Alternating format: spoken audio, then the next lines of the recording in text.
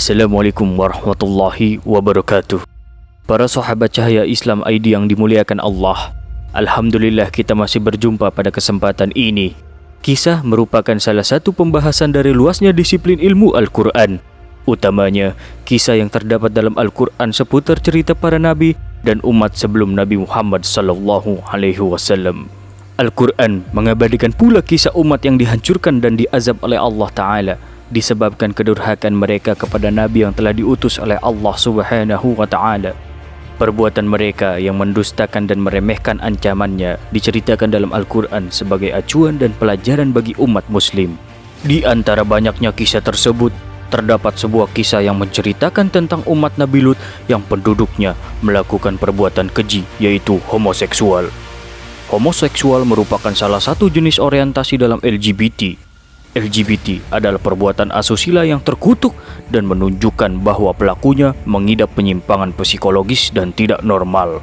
Dalam pandangan Al-Quran, LGBT merupakan penyakit dikarenakan fitrah manusia yang telah dianugerahkan oleh Allah Subhanahu wa Ta'ala, yaitu dengan melestarikan keturunan dengan segala martabat manusianya. Firman Allah Subhanahu wa Ta'ala dalam surat An-Nisa ayat 1. Wahai manusia, bertakwalah kepada Tuhanmu yang telah menciptakan kamu dari diri yang satu Adam, dan Allah menciptakan pasangannya Hawa dari dirinya, dan dari keduanya Allah mengembangbiakkan laki-laki dan perempuan yang banyak. Allah Subhanahu wa Ta'ala berfirman, kaum Lut telah mendustakan rasul-rasul. Ketika saudara mereka Lut berkata kepada mereka, mengapa kamu tidak bertakwa? Sesungguhnya aku adalah seorang rasul kepercayaan yang diutus kepadamu, maka bertakwalah kepada Allah dan taatlah kepadaku. Dengan kelembutan dan kasih sayang semacam ini, Nabi Lut berdakwah kepada kaumnya. Beliau mengajak mereka untuk hanya menyembah kepada Allah yang tidak sekutu baginya. Namun, dakwah beliau berhadapan dengan hati yang keras dan jiwa yang sakit, serta penolakan yang berasal dari kesombongan. Kaum Nabi Lut melakukan berbagai kejahatan yang tidak biasa dilakukan oleh penjahat manapun. Mereka merampok dan berkhianat kepada sesama teman, serta berwasiat dalam kemungkaran. Bahkan catatan kejahatan mereka ditambah dengan kejahatan baru yang belum pernah terjadi di muka bumi ini. Mereka memadamkan potensi kemanusiaan mereka dan daya kreativitas yang ada dalam diri mereka, yaitu kejahatan yang belum pernah dilakukan seseorang pun sebelum mereka, di mana mereka berhubungan dengan sesama kaum pria. Allah Subhanahu wa Ta'ala berfirman, dan ingatlah kisah Lut ketika ia berkata kepada kaumnya, mengapa kamu mengerjakan perbuatan keji itu sedang kamu melihatnya?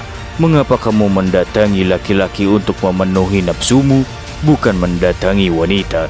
Sebenarnya kamu adalah kaum yang tidak dapat mengetahui akibat perbuatanmu. Nabi Lut menyampaikan dakwah kepada mereka dengan penuh ketulusan dan kejujuran. Namun, apa gerangan jawaban dari kaumnya? Maka, tidak lain jawaban kaumnya melainkan mengatakan, usirlah Lut beserta keluarganya dari negerimu, karena sesungguhnya mereka itu orang-orang yang mendakwahkan dirinya bersih. Mengapa mereka menjadikan sesuatu yang patut dipuji menjadi sesuatu yang tercela yang kemudian harus diusir dan dikeluarkan? Tampak bahwa jiwa kaum Nabi Lut benar-benar sakit dan mereka justru menganiaya diri mereka sendiri serta bersikap angkuh terhadap kebenaran. Akhirnya, kaum pria cenderung kepada sesama jenis mereka, bukan malah cenderung kepada wanita. Sungguh aneh ketika mereka menganggap kesucian dan kebersihan sebagai kejahatan yang harus disirnakan. Mereka orang-orang yang sakit yang justru menolak obat dan memeranginya. Tindakan kaum Nabi Lut membuat beliau bersedih. Mereka melakukan kejahatan secara terang-terangan di tempat-tempat mereka. Ketika mereka melihat seorang asing atau seorang musafir atau seorang tamu yang memasuki kota, maka mereka menangkapnya. Mereka berkata kepada Nabi Lut, "Sambutlah tamu-tamu perempuan dan tinggalkanlah untuk kami kaum pria. Mulailah perilaku mereka yang keji itu terkenal. Nabi Lut memerangi mereka dalam jihad yang besar. Nabi Lut mengemukakan argumentasi hari demi hari, bulan demi bulan, dan tahun demi tahun berlalu, dan Nabi Lut terus berdakwah. Namun tak seorang pun yang mengikutinya, dan tiada yang beriman kepadanya kecuali keluarganya. Bahkan keluarganya pun tidak beriman semuanya. Istri Nabi Lut kafir seperti istri Nabi Nuh. Allah Subhanahu wa Ta'ala membuat istri Nuh dan istri Lut perumpamaan bagi orang-orang kafir. Keduanya berada di bawah pengawasan dua orang hamba yang saleh di antara hamba-hamba kami. Lalu kedua istri itu berkhianat kepada suaminya.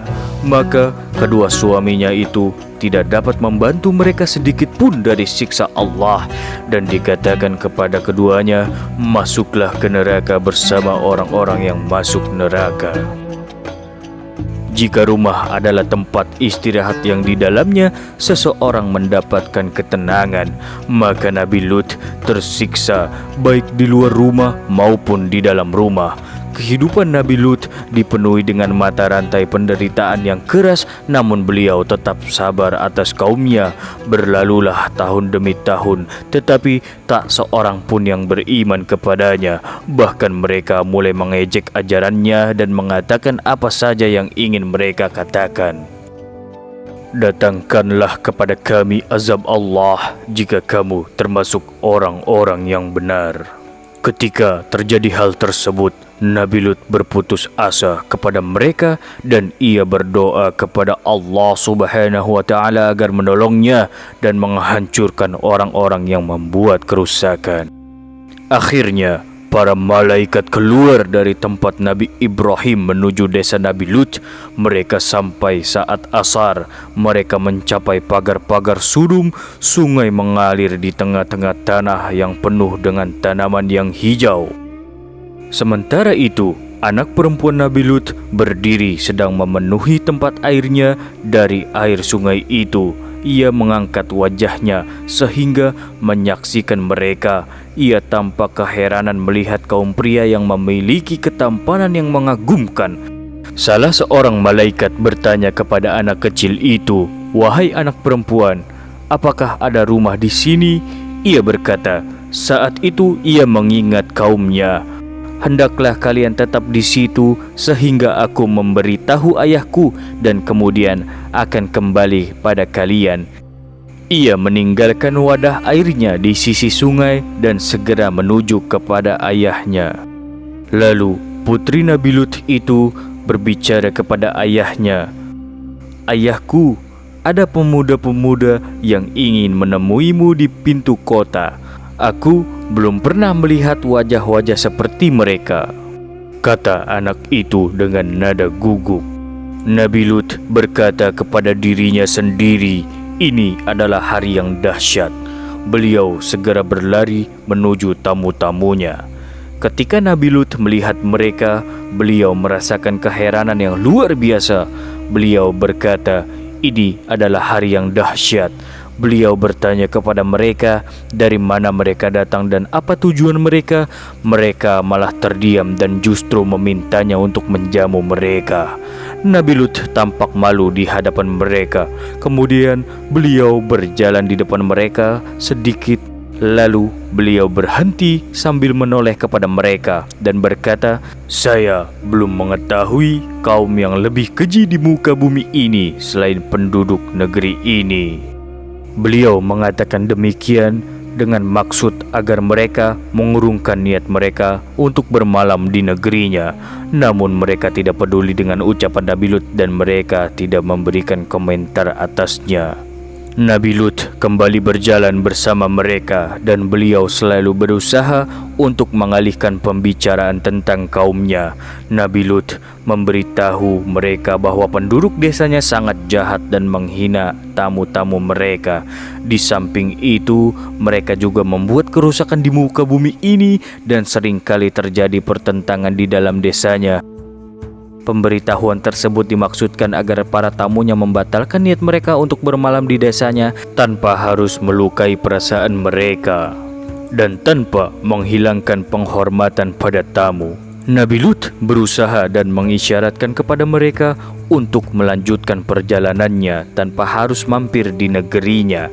Namun tamu-tamu itu sangat mengherankan. Mereka tetap berjalan dalam keadaan diam. Ketika Nabi Lut melihat tekad mereka untuk tetap bermalam di kota, beliau meminta kepada mereka untuk tinggal di suatu kebun sehingga datang waktu maghrib dan kegelapan menyelimuti segala penjuru kota. Nabi Lut sangat bersedih dan dadanya menjadi sempit karena rasa takutnya dan penderitaannya, sehingga ia lupa untuk memberi mereka makanan. Kegelapan mulai menyelimuti kota. Nabi Lut menemani 3 tamunya itu berjalan menuju rumahnya. Tak seorang pun dari penduduk kota yang melihat mereka, namun istrinya melihat mereka, sehingga ia keluar menuju kaumnya dan memberitahu mereka kejadian yang dilihatnya. Kemudian bersebarlah berita dengan begitu cepat, dan selanjutnya kaum Nabi Lut menemuinya.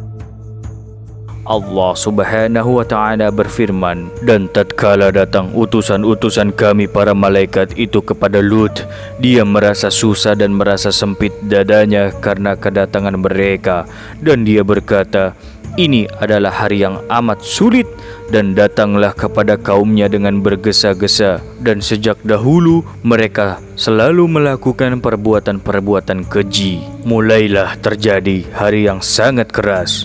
Kaum Nabi Lut bergegas menuju padanya. Nabi Lut bertanya pada dirinya sendiri, siapa gerangan yang memberitahu mereka? Kemudian ia menoleh ke kanan dan ke kiri untuk mencari istrinya, namun ia tidak menemuinya. Maka bertambahlah kesedihan Nabi Lut. Kaum Nabi Lut berdiri di depan pintu rumah. Nabi Lut keluar kepada mereka dengan penuh harap. Bagaimana seandainya mereka diajak berpikir secara sehat? Bagaimana seandainya mereka diajak menggunakan fitrah yang sehat? Bagaimana seandainya mereka tergugah dengan kecenderungan yang sehat terhadap jenis lain yang Allah Subhanahu wa Ta'ala ciptakan untuk mereka? Bukankah di dalam rumah mereka terdapat kaum wanita? Seharusnya wanitalah yang menjadi kecenderungan mereka, bukan malah cenderung kepada sesama pria.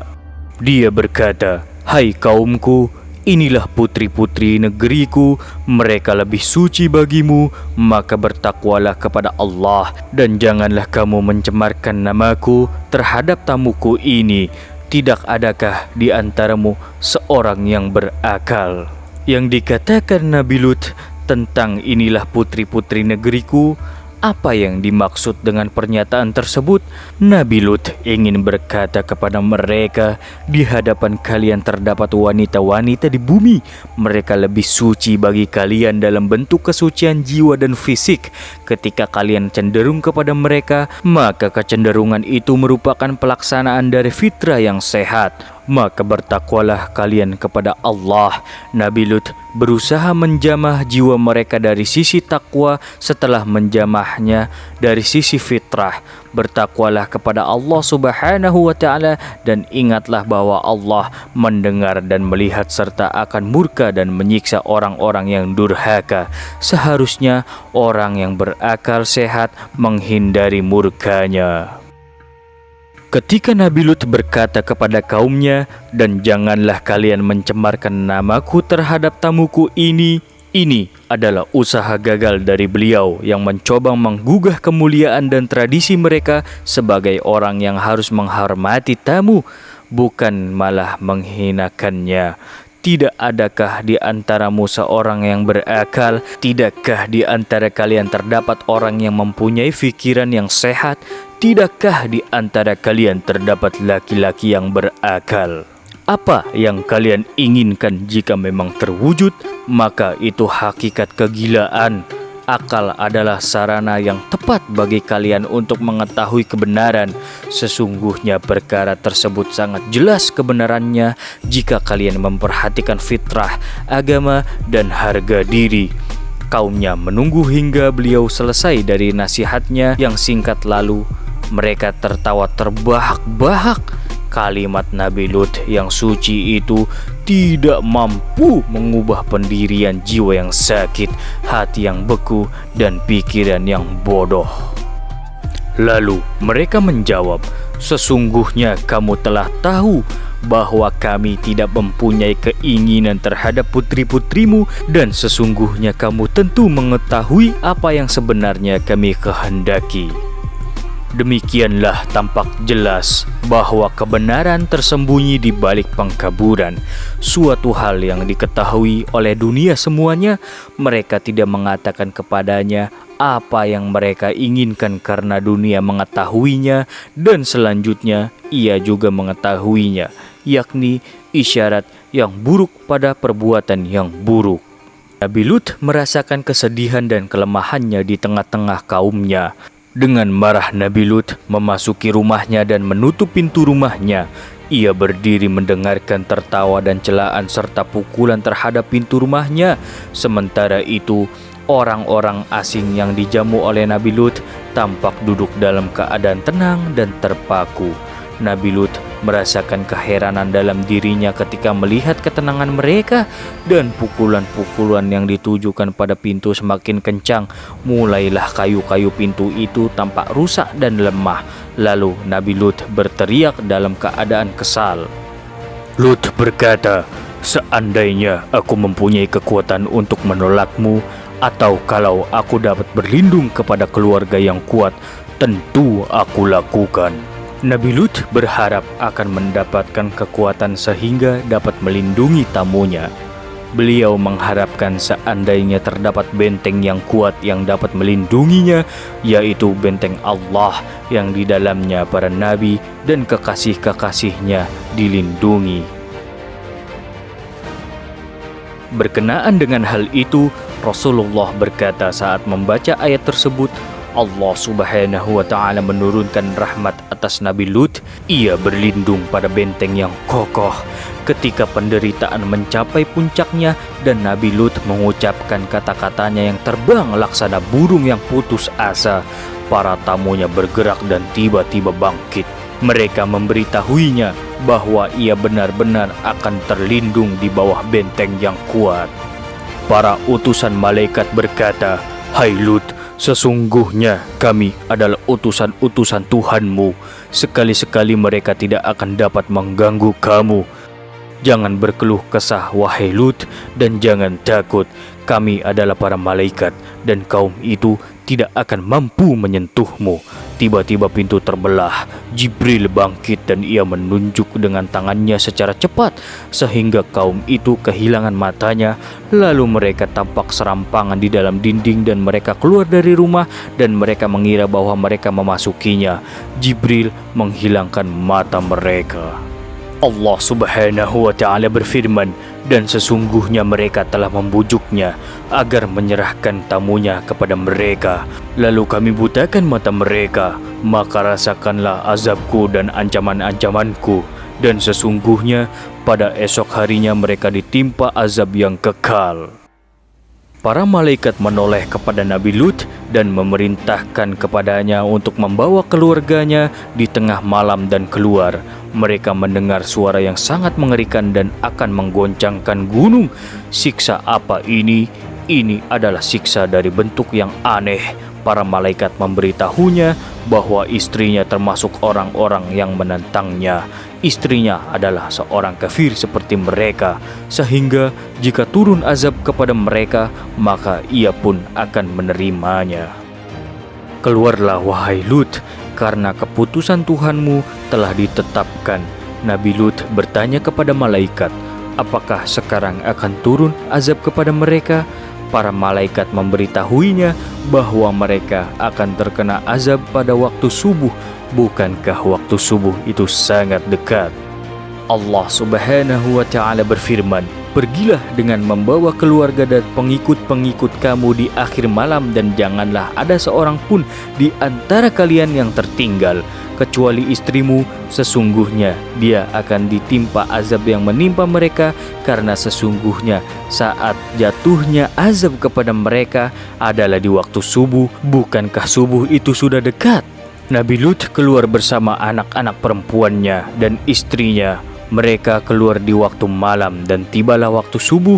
Kemudian datanglah perintah Allah. Maka tatkala datang azab kami jadikan negeri kaum Lut itu yang di atas ke bawah kami balikkan. Dan kami hujani mereka dengan batu dari tanah yang terbakar dengan bertubi-tubi yang diberi tanda oleh Tuhanmu. Dan siksaan itu tiadalah jauh dari orang-orang yang zalim. Para ulama berkata, Jibril menghancurkan dengan ujung sayapnya 7 kota mereka. Jibril mengangkat semuanya ke atas langit sehingga para malaikat mendengar suara ayam-ayam mereka dan gonggongan anjing mereka. Jibril membalikan 7 kota itu dan menumpahkannya ke bumi.